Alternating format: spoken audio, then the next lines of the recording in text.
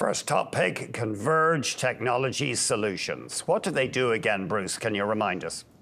Yeah, so they're in the IT services business and specifically moving small business and sort of mid-sized business into the cloud and allowing a lot of the operations that we used to have on our desktop into the cloud so that it allows people to work remotely and have all the data there and backed up properly. And if you remember, what they've been doing is they started back in 2017, and they've been growing via acquisition, but also organically. So I think since 2017, they've made over 30 acquisitions. They've made quite a few this year already. I think they're in excess of actually what they had guided for. What they do is that they've historically gone into North America. They've been making acquisitions and then organically growing the company by cross-selling and increasing the customer base. And then they recently went into Europe. The last acquisition that they made was just in the UK. The stock's been doing phenomenally well. I think their 3-year compounded annual EBITDA growth is around 70%, which is very strong.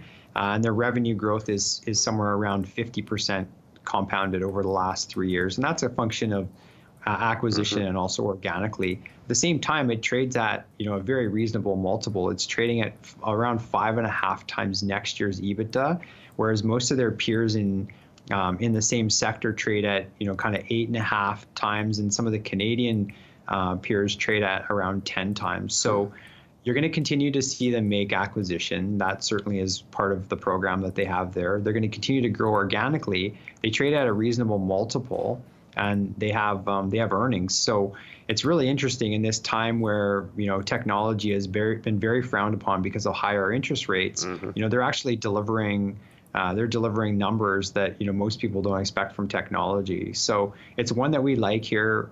We were in higher, we sold it, and then we just recently have re-entered back into the stock because we feel that it kind of hit a floor a little bit lower down than where it is now. Jushi Holdings is your next idea. They build themselves as a multi-state play in the U.S. cannabis market.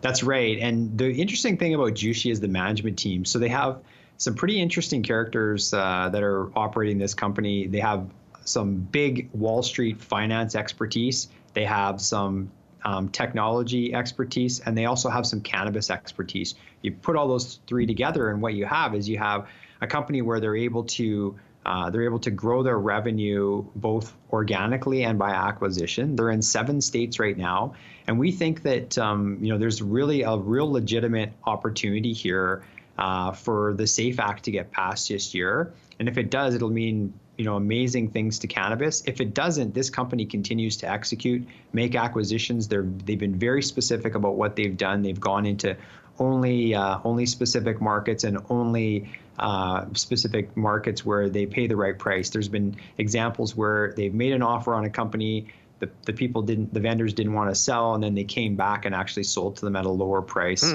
down the road. So they're very disciplined in what they do. They're just going about their business, building this up. Cannabis is really out of favor right now. It's not going to stay that way because the business itself keeps growing, especially in the U.S. And then Viamed Healthcare, VMD. We're tight for time, Bruce, sorry, but remind us what they do, please. Yeah, so they're in respiratory care. So they do a lot of ventilator systems for people. This has really increased in the last few years. It was a little bit more challenging during COVID because of the fact that they weren't able to get access to those patients in the hospital as much. They had a great quarter, the last quarter, from a revenue standpoint, but they're expanding their operations because they're going into a bunch of new markets. So they hired some more people. Their EBITDA was lower than the market expected, and the stock pulled back. So it's giving you an opportunity to get back into it right now. And it trades at quite an attractive multiple. It trades at about half the multiple of most of their peers. So you can get multiple expansion, plus you'll also continue to see them grow the revenue. And the CEO is one of the biggest shareholders of the company. Okay, that's it.